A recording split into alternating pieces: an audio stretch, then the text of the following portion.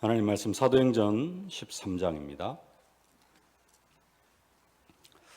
사도행전 13장 13절부터 43절까지 좀 많습니다만 함께 봉독하도록 하겠습니다. 바울과 및 동행하는 사람들이 바보에서 배 타고 밤빌리아에 있는 버가에 이르니 요한은 그들에게서 떠나 예루살렘으로 돌아가고 그들이 버가에서 더 나아가 비시디아 안디옥에 이르러 안식일에 회당에 들어가 앉으니라. 율법과 선지자의 글을 읽은 후에 회당장들이 사람을 보내어 물어 이르되 형제들아 만일 백성을 권할 말이 있거든 말하라 하니 바울이 일어나 손짓하며 말하되 이스라엘 사람들과 및 하나님을 경외하는 사람들아 들으라. 이 이스라엘 백성의 하나님이 조상들을 택하시고 애굽 땅에서 나그네 된 그 백성을 높여 큰 권능으로 인도하여 내사 광야에서 약 40년간 그들의 소행을 참으시고 가나안 땅 7족속을 멸하사 그 땅을 기업으로 주시기까지 약 450년간이라. 그 후에 선지자 사무엘 때까지 사사를 주셨더니 그 후에 그들이 왕을 구하거늘 하나님이 베냐민 지파 사람 기스의 아들 사울을 40년간 주셨다가 패하시고 다윗을 왕으로 세우시고 증언하여 이르시되 내가 이새의 아들 다윗을 만나니 내 마음에 맞는 사람이라 내 뜻을 다 이루리라 하시더니 하나님이 약속하신 대로 이 사람의 후손에서 이스라엘을 위하여 구주를 세우셨으니 곧 예수라. 그가 오시기에 앞서 요한이 먼저 회개의 세례를 이스라엘 모든 백성에게 전파하니라. 요한이 그 달려갈 길을 마칠 때에 말하되 너희가 나를 누구로 생각하느냐? 나는 그리스도가 아니라 내 뒤에 오시는 이가 있으니 나는 그 발에 신발끈을 풀기도 감당하지 못하리라 하였으니 형제들아 아브라함의 후손과 너희 중 하나님을 경외하는 사람들아 이 구원의 말씀을 우리에게 보내셨거늘 예루살렘에 사는 자들과 그들 관리들이 예수와 및 안식일마다 외우는 바 선지자들의 말을 알지 못함으로 예수를 정죄하여 선지자들의 말을 응하게 하였도다. 죽일 죄를 하나도 찾지 못하였으나 빌라도에게 죽여달라 하였으니 성경에 그를 가리켜 기록한 말씀을 다 응하게 한 것이라. 후에 나무에서 내려다가 무덤에 두었으나 하나님이 죽은 자 가운데서 그를 살리신지라. 갈릴리로부터 예루살렘에 함께 올라간 사람들에게 여러 날 보이셨으니 그들이 이제 백성 앞에서 그의 증인이라. 우리도 조상들에게 주신 약속을 너희에게 전파하노니 곧 하나님이 예수를 일으키사 우리 자녀들에게 이 약속을 이루게 하셨다 함이라. 시편 둘째 편에 기록된 바와 같이 너는 내 아들이라 오늘 너를 낳았다 하셨고 또 하나님께서 죽은 자 가운데서 그를 일으키사 다시 썩음을 당하지 않게 하실 것을 가르쳐 이르시되 내가 다윗의 거룩하고 미쁜 은사를 너희에게 주리라 하셨으며 또 다른 시편에 일렀으되 주의 거룩한 자로 썩음을 당하지 않게 하시리라 하셨느니라. 다윗은 당시에 하나님의 뜻을 따라 섬기다가 잠들어 그 조상들과 함께 묻혀 썩음을 당하였으되 하나님께서 살리신 이는 썩음을 당하지 아니하셨나니 그러므로 형제들아 너희가 알 것은 이 사람을 힘입어 죄 사함을 너희에게 전하는 이것이며 또 모세의 율법으로 너희가 의롭다 하심을 얻지 못하던 모든 일에도 이 사람을 힘입어 믿는 자마다 의롭다 하심을 얻는 이것이라. 그런즉 너희는 선지자들을 통하여 말씀하신 것을 너희에게 미칠까 삼가라. 일러스되 보라 멸시하는 사람들아 너희는 놀라고 멸망하리라. 내가 너희 때를 당하여 한 일을 행할 것이니 사람이 너희에게 일러줄지라도 도무지 믿지 못할 일이라 하였느니라 하니라. 그들이 나아갈새 사람들이 청하되 다음 안식일에도 이 말씀을 하라 하더라. 회당의 모임이 끝난 후에 유대인과 유대교에 입교한 경건한 사람들이 많이 바울과 바나바를 따르니 두 사도가 더불어 말하고 항상 하나님의 은혜 가운데 있으라 권하니라. 아멘. 하나님이 예비하신 현장이라는 제목입니다. 하나님은 말씀으로 천지 만물을 창조하시고 창조하신 그 천지 만물을 하나하나 다 친히 직접 다스리시는 하나님이십니다. 참새 한 마리도 하나님께서 허락하지 아니하시면은 땅에 떨어지지 아니한다 말씀하시고요. 오늘 있다가 내일 아궁이에 던져지는 들풀도 하나님이 친히 입히신다고 말씀하십니다. 하나님은 세상 모든 역사를 다 주관하고 움직이고 계시는 하나님이십니다. 특별히 세상 역사에서도 하나님의 관심은 특별히 어디에 있느냐? 언약 백성에게 있는 줄로 믿습니다. 성도의 발걸음, 또 전도자의 발걸음을 하나님께서는 특별히 인도하시고 책임지시는 하나님이십니다. 오늘 본문은 하나님께서 지금 비시디아 안디옥에서 인류 최초의 선교팀인 바나바와 바울 팀의 전도를 하나님께서 친히 인도하시고 또 하나님께서 친히 준비하시는 그런 내용들을 말씀하고 있습니다. 하나님이 바울 팀에 전도할 그런 현장들을 준비하시고 또 바울 팀을 통하여서 많은 구원받을 많은 영혼들을 예비하시는 것을 말씀하고 있는 그런 내용입니다. 오늘 본문은 비시디아 안디옥에서 일어난 현장입니다. 안디옥, 수리아 안디옥 교회, 사도행전 13장 1절로 4절에 있는 그 안디옥 교회가 있는 곳은 수리아 안디옥인데요. 그 안디옥은 예루살렘에서 북쪽으로 한 500km 정도. 제가 지도상으로 보니까 대충 그 정도 되는 것 같아요. 이제 이 수리아 안디옥에서 비시디아 안디옥은 한 북서쪽으로, 서북쪽으로 한 또 500km 정도 이렇게 떨어진 데입니다. 구브로에 들렸다가 배 타고 올라가 가지고 비시디아 안디옥까지 올라간 지역입니다.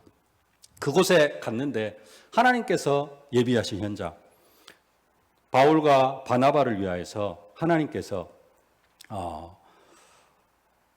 예비하신 현장인데 뭘 예비하셨느냐? 회당을 예비하시고 회당을 준비하시고 또 회당장들을 준비하셨습니다. 오늘 14절 말씀 함께 봉독하실까요? 그들은 버가에서 더 나아가 비시디아 안독에 이르러 안식일에 회당에 들어가 앉으니라. 비시디아 안디옥에서 가장 먼저 들어간 현장이 어디였냐면은 안식일에 회당으로 들어갔습니다. 지난주 말씀에 그냥 대충 한번 읽고 살펴보지는 않고 지나갔습니다만은 구브로라는 섬으로 들어갔죠. 구브로라는 섬으로 들어갔는데 사도 바울은 그곳에서도 주로 어디로 들어갔냐면은 그 구브로 섬에서도 들어간 게 회당이었습니다. 13장 5절 말씀 함께 봉독하실까요? 살라미에 이르러 하나님의 말씀을 유대인의 여러 회당에서 전할세 요한을 수행원으로 들었더라. 바나바의 고향을 첫 선교지로 붙잡고 구브로 섬으로 들어갔는데 그 섬 안에서 살라미 지역에서도 주로 어디로 돌아다녔냐면은 유대인의 여러 회당 한 곳도 아니고 그 섬에 있는 여러 회당들을 다 이렇게 순회했던 것들을 볼 수가 있습니다. 사도 바울은 주로 어디로 들어가느냐? 회당으로 들어갔습니다. 그래서 계속해서 나오는 그 본부에서 나오는 메시지, 이번 그 현장 압축에서도 사도 바울의 플랫폼이 회당이었다. 그런 말씀을 우리가 받았습니다. 네. 구브로에서뿐만 아니라 오늘 비시디아 안독에서도 그러고 우리가 계속해서 말씀으로 받았던 것처럼 데살로니가, 고린도, 에베소 그 모든 현장들에 들어갈 때마다 사도 바울은 회당으로 들어갔습니다. 회당으로 들어갔는데 우리는 조금 한번 질문을 해봐야 됩니다. 왜 사도 바울은 그처럼 회당으로 들어갔을까요? 생각하는 관점이 약간 다를 수 있는데 왜 질문해야 되냐면요. 회당은 어떻든지 간에 이방인들 땅에 있지만은 유대인들이 모이는 현장입니다. 그러죠? 어쨌든지 간에 유대인 중심으로 모이는 현장이 회당입니다. 근데 사도 바울은 이방인의 사도로 부름을 받았습니다. 그러죠? 이방인의 사도로 부름을 받았다. 자기 자신도 자기 자신을 이방인의 사도로 부름을 받았다. 그렇게 고백을 합니다. 갈라디아 2장 8절 말씀 함께 봉독하실까요? 베드로에게 역사하사 그를 할례자의 사도로 삼으시니가 또한 내게 역사하사 나를 이방인의 사도로 삼으셨느니라. 예수님께서 자기 자신을 이방인의 사도로 삼으셨다라고 그렇게 이야기를 하고요. 또 자기 자신도 이방인의 사도다라고 그렇게 고백을 합니다. 로마서 11장 13절 말씀 함께 본거하십니다. 내가 이방인인 너희에게 말하노라. 내가 이방인의 사도인 만큼 내 직분을 영광스럽게 여기노라. 영광스럽게 여기노니. 예수님이 자기 자신을 이방인의 사도로 삼으셨고 나도 내가 이방인의 사도인 것을 영광스럽게 생각한다 라고 하면서 주로 들어간 곳은 어디예요? 유대인의 회당으로 들어갔다라는 사실입니다. 왜 이방인의 사도이면서 거의 모든 현장에서 유대인들이 모이는 회당으로 들어갔을까요?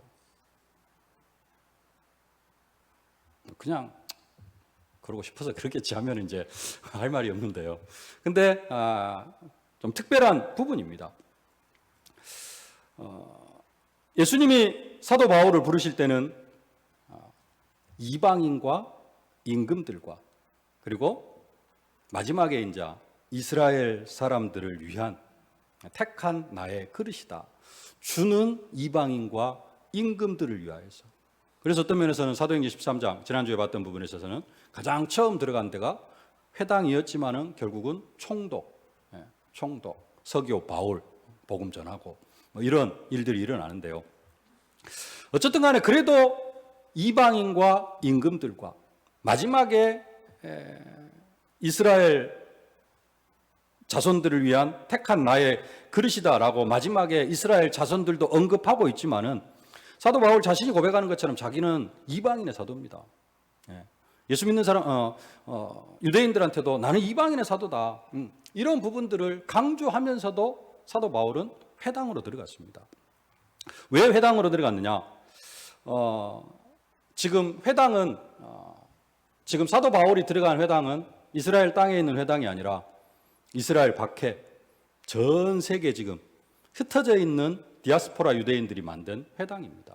그렇죠? 그래서 디아스포라 유대인들, 흩어진 유대인들은 이 회당 중심으로 모이고 그곳에서 하나님을 섬기고 또 그 회당에서 자기 자녀들에게 유일신 사상을 전달하는 그러한 곳이 회당이었는데 이방인 지역에 있다 보니까 주로 사는 데가 지금 이스라엘 사람들이 사는 데가 아니고 흩어져서 사는 데잖아요. 이 이스라엘 사람들은 뭐죠?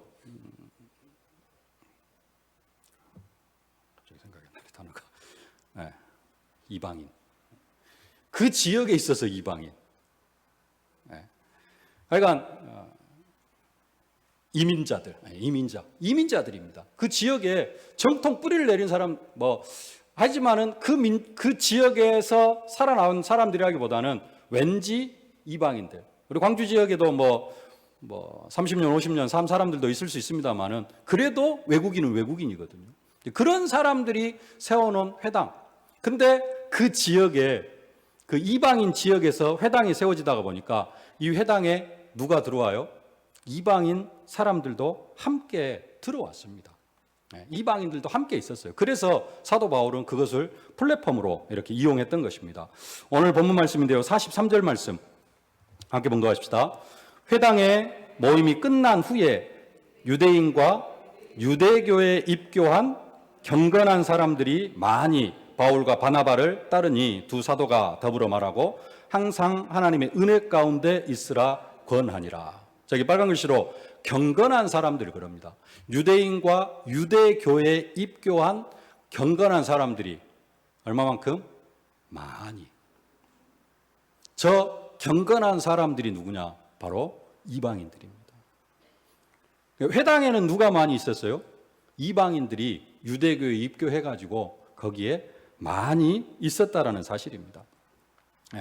지금 회당에서 복음을 증거한 결과 유대인과 유대교에 입교한 경건한 사람들이 많이 바울과 바나바를 따랐다라고 그렇게 말씀을 하고 있습니다. 회당에서 복음을 증거한 결과.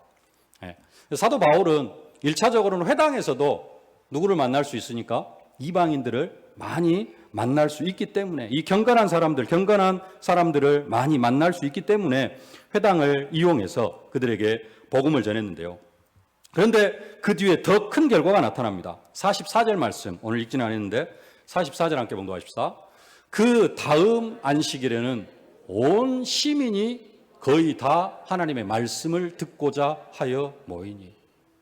회당에서 복음을 전했는데 주로 유대인들 또 유대교를 믿는 그 사람들이 모이는 회당에서 복음을 전했는데 그 다음 안식일이 되니까 비시디아 안디옥에 있는 군일까요? 시일까요?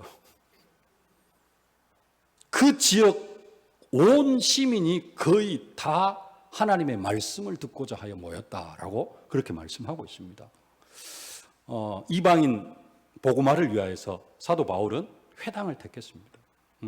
근데 단순하게 유대인들만 모이는 게 아니고 그걸 통해서 사도 바울은 완전히 이방인 복음화를 이루어 나아갔다는 것들을 볼 수가 있습니다. 또 그것뿐만 아니라 더 나아가서 사도 바울은 단순하게 이방인들만을 위한 그러한 복음을 증거한 게 아니고 사도 바울은 또 유대인들을 시기하게 만들고자 하는 그런 시기를 촉발시키려고 하는 그런 마음들이 있었습니다. 43절 44절에 있는 말씀처럼 바울이 유대인에게서 회당에서 복음을 전했는데 이방인들이 전폭적으로 지금 복음을 받아들이니까 유대인들이 시기를 합니다. 45절 말씀 함께 봉독하실까요? 유대인들이 그 무리를 보고 시기가 가득하여 바울이 말한 것을 반박하고 비방하거늘. 그러면서도 또 이 속에서 누구를 건지기를 원하셨어요? 유대인을 사도 바울은 건지기를 원했습니다. 아까 43절에 유대인과 유대교에 입교한 경건한 사람들이 많이. 사도 바울은 이방인의 사도로 부름을 받았지만은 그 사도 바울 중심에 한편의 중심에서는 진짜 자기 민족 복음화에 대한 그러한 부분들도 애타는 마음이 있었습니다. 로마서 9장 1절로 3절 말씀 함께 봉독하실까요? 내가 그리스도 안에서 참말을 하고 거짓말을 아니하노라. 나에게 큰 근심이 있는 것과 마음에 그치지 않는 고통이 있는 것을 내 양심이 성령 안에서 나와 더불어 증언하노니 나의 형제 곧 골육의 친척을 위하여 내 자신이 저주를 받아 그리스도에게 끊어질지라도 원하는 바로라. 이것은 지금 자기는 이방인의 사도로 부름을 받았지만은 내 안에 진짜 내가 그리스도에게 끊어질지라도 나는 유대인들도 함께 복음 속으로 들어오기를 원한다라는 그런 마음입니다. 사도 바울은 이방인의 사도로 부름을 받았지만은 또 안쪽에서는 깊은 그 강구가 뭐냐? 내 민족, 내 동포도 정말로 이 복음 속으로 들어오기를 원한다. 로마서 10장 1절입니다. 형제들아, 내 마음에 원하는 바와 하나님께 구하는 바는 이스라엘을 위함이니 곧 그들로 구원을 받게 함이라. 이스라엘이 구원받는 것. 사도 바울의 마음에는 이거 있었습니다. 이 두 가지를 가지고 이방인의 사도로 부름을 받았으면서도 또 유대인들 복음화를 하기 위해서 사도 바울은 이방인 지역에 가서 가장 먼저 들어가는 것이어야 돼요. 회당. 그것을 플랫폼으로 붙잡고 그곳에서 지역 복음화의 귀한 사명을 감당해 나아갔던 것들을 볼 수가 있습니다. 우리가 여기서 한 가지 붙잡아야 될 것, 그게 뭐냐? 전도 플랫폼입니다. 전도 플랫폼. 우리가 진짜로 그냥 한 사람 한 사람 전도하는 게 아니라 광주 복음화, 민족 복음화, 세계 복음화 하려고 하면은 뭐가 있어야 되느냐? 전도 플랫폼이 있어야 된다는 겁니다. 플랫폼이 뭐냐? 사도 바울에게서는 회당이 플랫폼이었습니다. 신기하게도 사도 바울이 갔던 거의 모든 현장에는 뭐가 있었어요? 유대인의 회당이 있었습니다. 그곳에서 복음 전파하면서 그곳에서 그 지역을 복음화시켜 나아갔던 것들을 볼 수가 있습니다. 우리가 진짜 세계 복음화 하려고 하면은 내가 그냥 한 사람 아는 사람 인간관계 이거 전도해가지고는 세계 복음화 하기 힘듭니다. 광주 복음화 하기 힘듭니다. 못합니다. 근데 뭐가 있으면은 플랫폼이 만들어지면은 우리는 그 플랫폼을 통하여서 세계 복음화 하게 되어질 줄로 믿습니다. 그래서 유 목사님이 계속 강조하는 게 뭐냐? 플랫폼. 어떤 플랫폼이 만들어져야 되느냐? 우리 교회에서 지금 이미 현장에서 한 군데 되어지고 있는데요. 그게 뭐냐면은 한 그루 독서 클럽이라는 겁니다.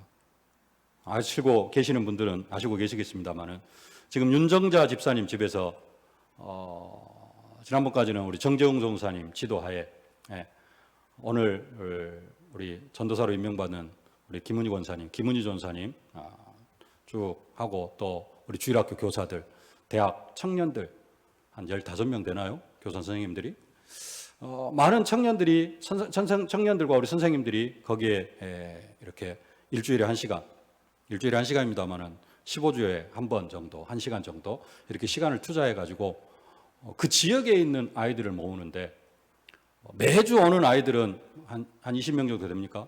근데 거기에 지금 등록돼 있는 숫자는 한 40~50명 정도 된다고 제가 그렇게 보고를 받았거든요. 어떻게 보면은 우리 교회 주일학교 규모가 지금 한 가정에서 전도가 되어지고 그 지금 이렇게 독서 클럽을 통하여서 모여지고 있는 것입니다.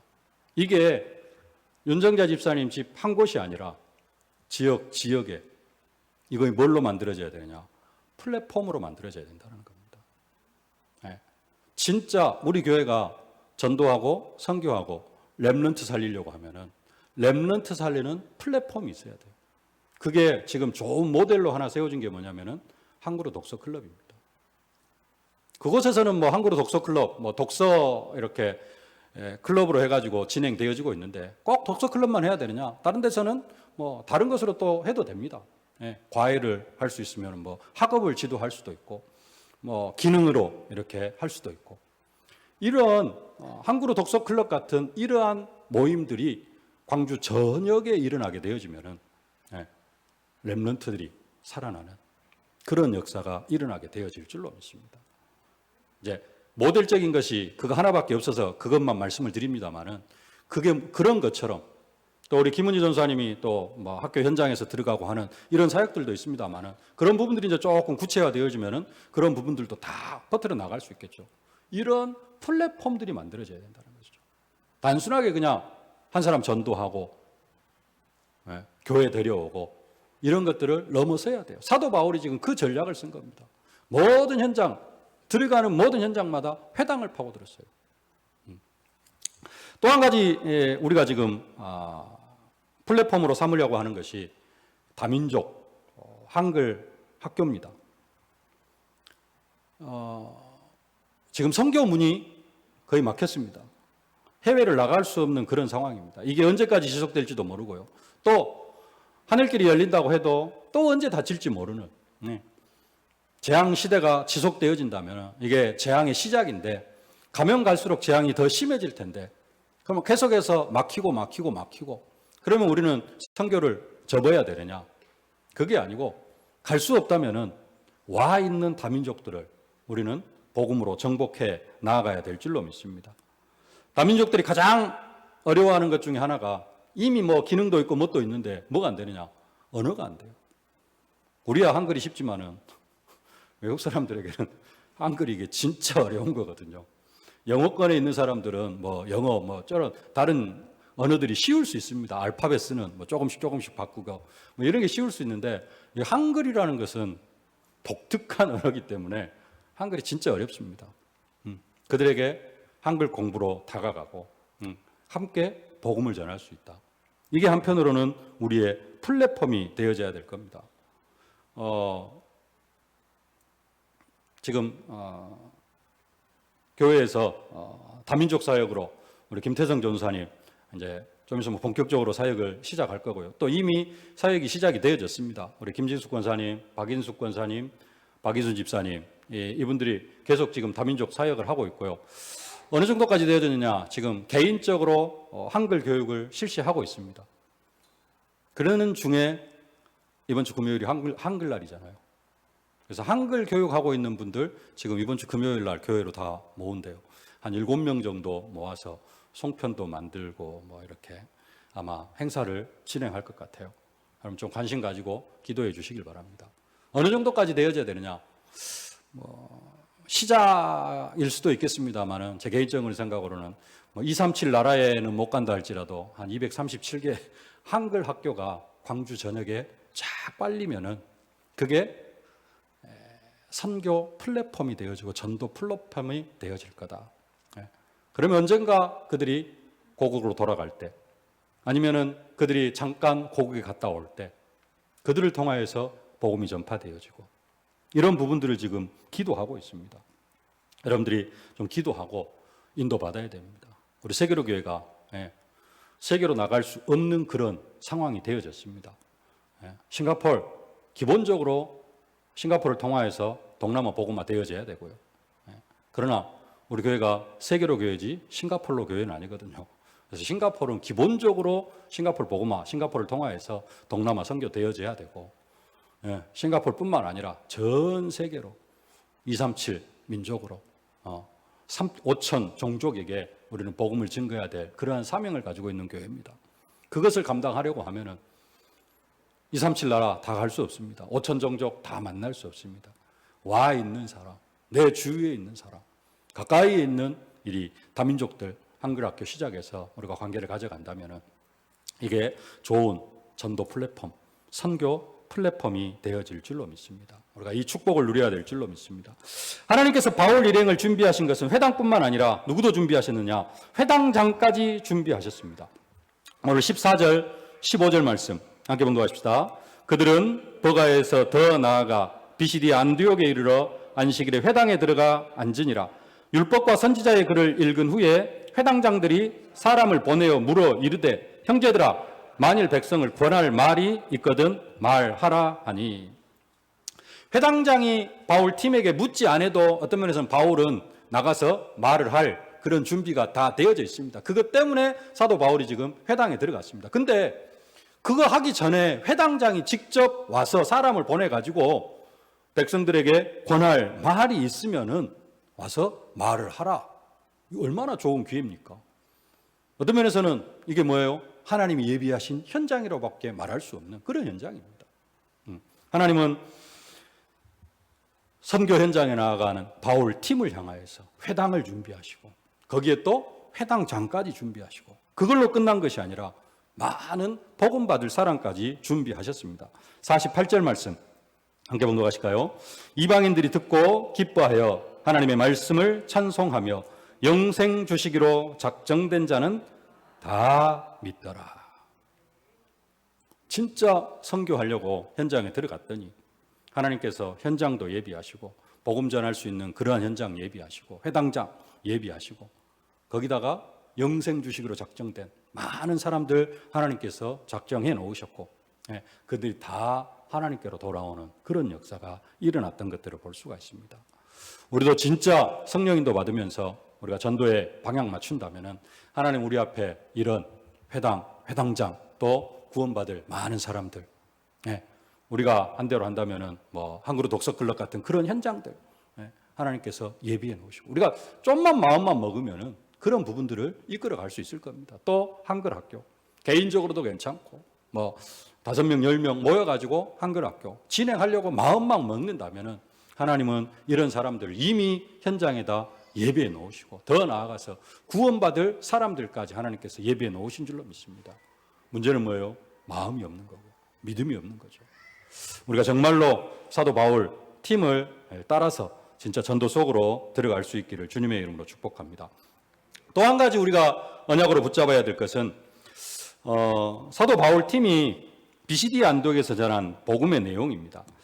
그 사도행전에 보면은 가는 현장마다 사도 바울이 복음을 전하는데 그 사도 바울이 전한 복음의 내용 또 설교일 수도 있고 뭐 복음의 내용일 수도 있는데 그러한 부분들이 곳곳에 기록이 되어져 있습니다. 그런데 특히 오늘 본문에서는 그 사도 바울이 전한 복음이 좀 아주 길게 구체적으로 기록이 되어져 있습니다. 그래서 그냥 아까 한번 처음부터 끝까지 거의 다 읽었는데요. 아브라함에서부터 시작해가지고 출애굽, 그 다음에 광야 40년, 가나안 정복, 사사시대, 왕정시대, 그 다음에 다윗, 이제 다윗으로 해서 이제 많이 건너뜁니다만은 그 다음에 세례 요한, 예수님의 출생에서부터 죽음과 부활 전체를 그렇게 다루고 있습니다.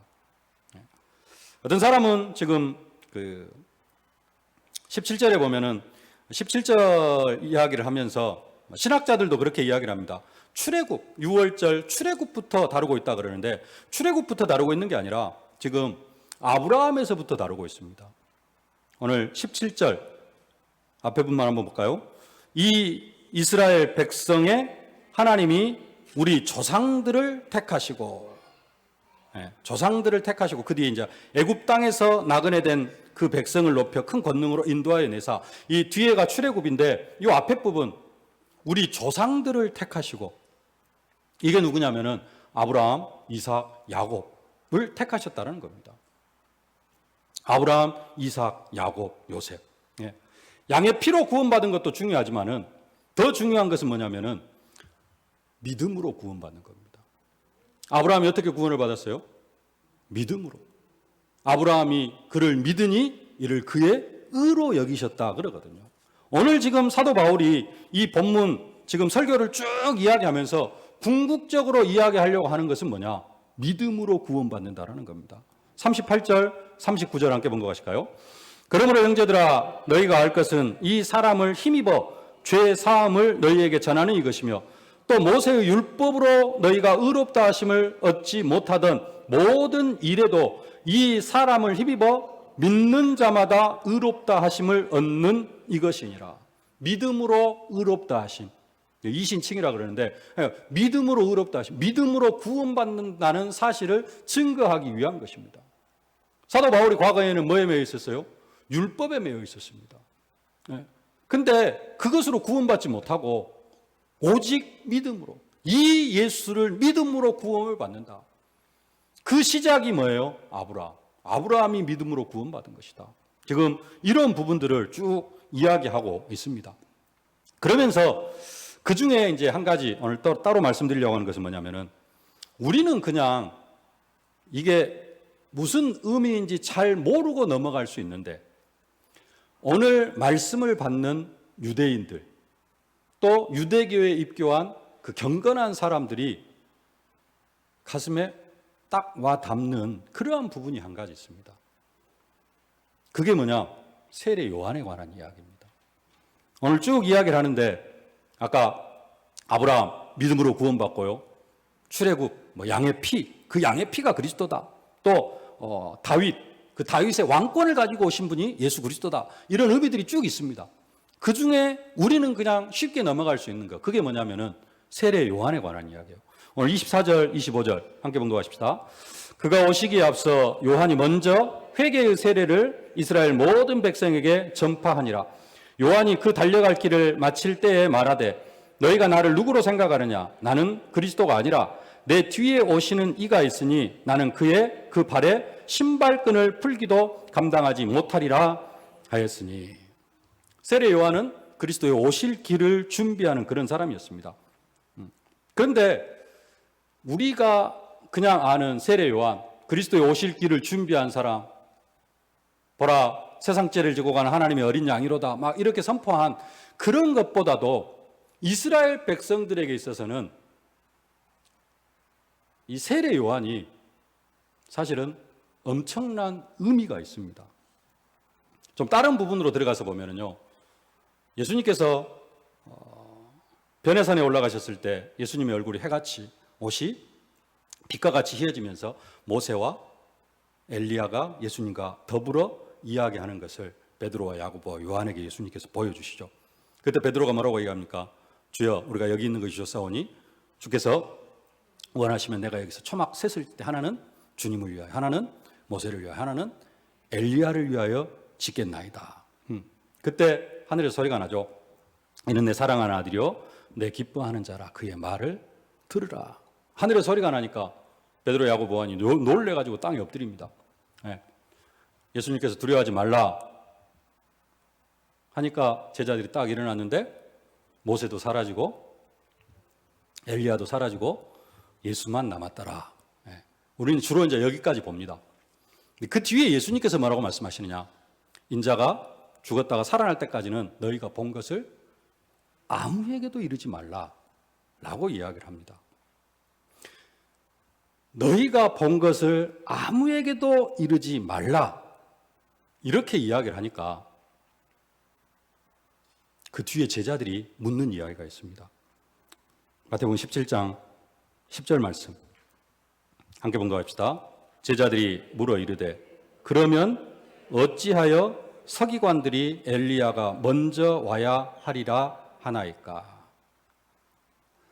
너희가 본 것을 아무에게도 이르지 말라. 인자가 죽은 자 가운데 살아날 때까지는 너희가 본 것을 아무에게도 이르지 말라. 그렇게 하니까 제자들이 물어 이르되 그러면 어찌하여 서기관들이 엘리야가 먼저 와야 하리라 하나이까? 그러면이라는 단어가 뭡니까? 지금 예수님이 아무에게도 이르지 말라라고 한 그 말과 지금 제자들이 묻는 이 질문이 어째요? 아무 연결이 없어요? 연결이 있다라는 겁니다. 그러죠? 무슨 연결이 있을까요? 우리는 몰라요. 근데 제자들은 알고 있어요. 그래서 질문을 한 겁니다. 서기관들이 엘리야가 먼저 와야 하리라 하나이까? 어찌하여? 그리스도가 오시는 조건 중에 하나가 뭐냐면은 이스라엘 사람들은 지금 누구를 기다리고 있어요? 메시아를 기다리고 있습니다. 근데 많은 사람들이 지금 예수님 시대에 메시아를 기다리고 있고 히브리어로는 메시아, 헬라어로는 그리스도입니다. 그리스도를 기다리고 있는데 제자들은 지금 이 예수가 그리스도라는 사실을 알았어요. 근데 많은 사람들은 모릅니다. 예. 근데 그 메시아가 오기 전에 누가 와야 되느냐? 엘리야가 와야 돼요. 그게 이스라엘 사람들의 사상입니다. 그래서 메시아가 오기 전에는 반드시 누가 와야 돼요? 엘리야가 와야 돼요. 근데 그 엘리야를 지금 베드로, 야고보, 요한이 봐버렸어요. 어디에서? 변화산에서. 그러면 뭐 해야 돼요? 이걸 증거해야 됩니다. 네. 왜? 그게 예언이기 때문에. 말라기 4장 5절로 6절 보십시다. 함께 봉독하십시다. 보라, 여호와의 크고 두려운 날이 이르기 전에 내가 선지자 엘리야를 너희에게 보내리니 그가 아버지의 마음을 자녀에게로 돌이키게 하고 자녀들의 마음을 그들의 아버지에게로 돌이키게 하리라. 제자들에게도 이 사상이 있었습니다. 보라, 여호와의 크고 두려운 날을 이르기 전에 내가 선지자 엘리야를 너희에게 보낼 것이다. 그 엘리야를 보낼 것이다. 그래서 엘리야가 와야 되는데 그 엘리야를 지금 제자들은 어디에서요? 변화산에서 본 거예요. 그러니까 지금 많은 사람들에게 엘리야가 왔다라고 고백을 해야 되는데, 선포를 해야 되는데 예수님께서 말하지 말라 그러니까는 아니 그러면은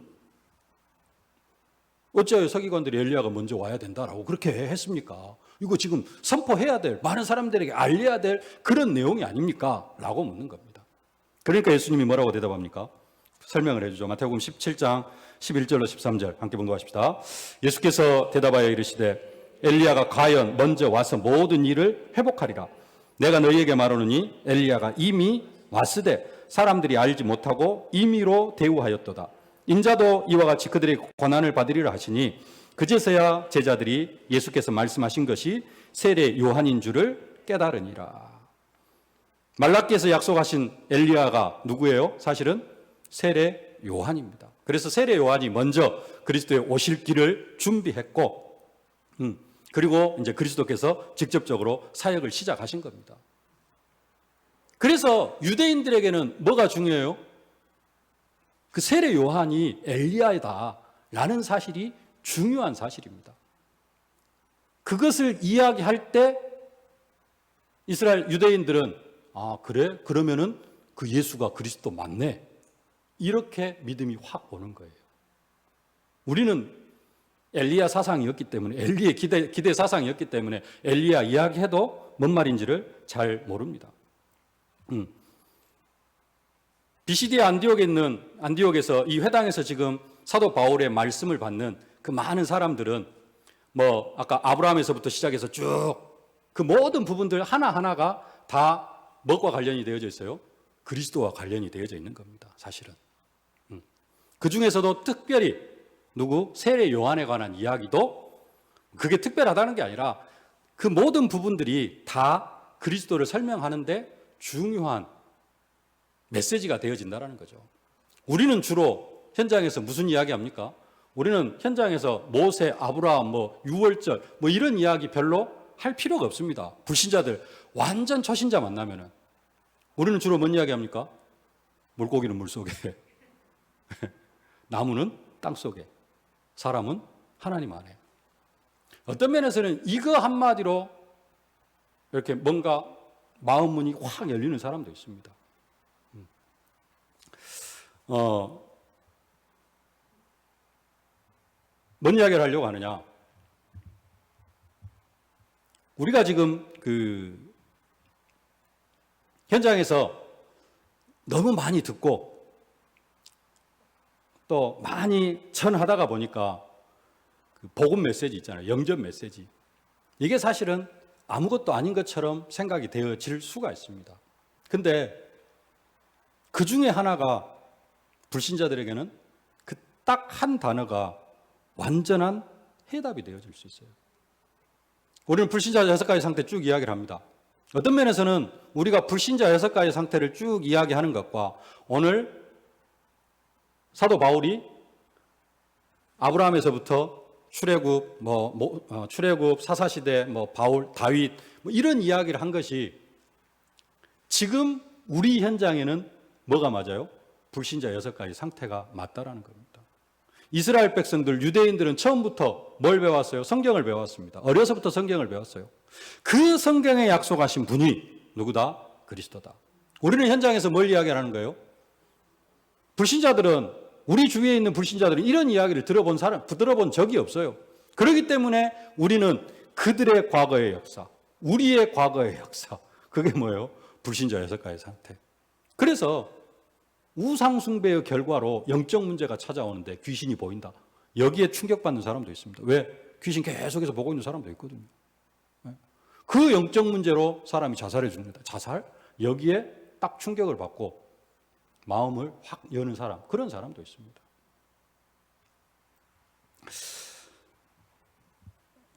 중독, 그것을 해결하신 분이 그리스도다.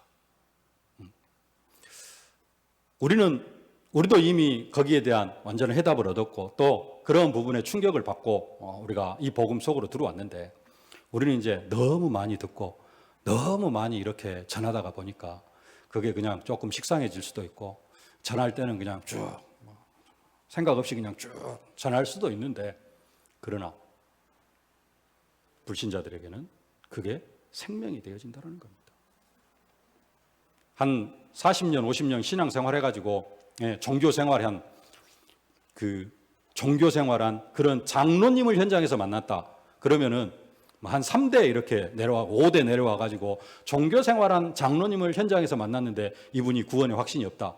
그러면은 오늘 사도 바울처럼 아브라함에서부터 그런 이야기를 좀 쭉 할 수도 있습니다. 왜냐? 3대, 5대 내려왔다면은 성경에 대해서는 좀 많이 알고 신앙생활 쭉 해왔기 때문에 무엇보다도 어떤 면에서는 불신 현장보다도 성경에 더 많이 이렇게 지식이 있을 수 있거든요. 그러면 그런 분들한테는 불신자 6가지 상태보다는 그것도 또 해답이 되어질 수도 있겠습니다만 사도 바울이 전한 그런 어떤 성경 이야기가 조금 더 해답이 되어질 수도 있을 수 있습니다.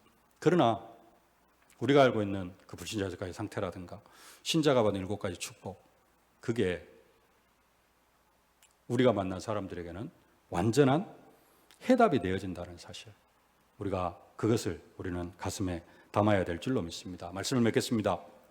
오늘 2가지를 붙잡으실 수 있길 바랍니다. 2가지 기도 제목인데요. 하나님, 나도 전도 플랫폼을 갖게 하옵소서. 한 사람, 2사람, 내 주위에 있는 사람들 전도 대상자로 붙잡고 기도하는 일도 중요합니다. 그것도 해야 됩니다.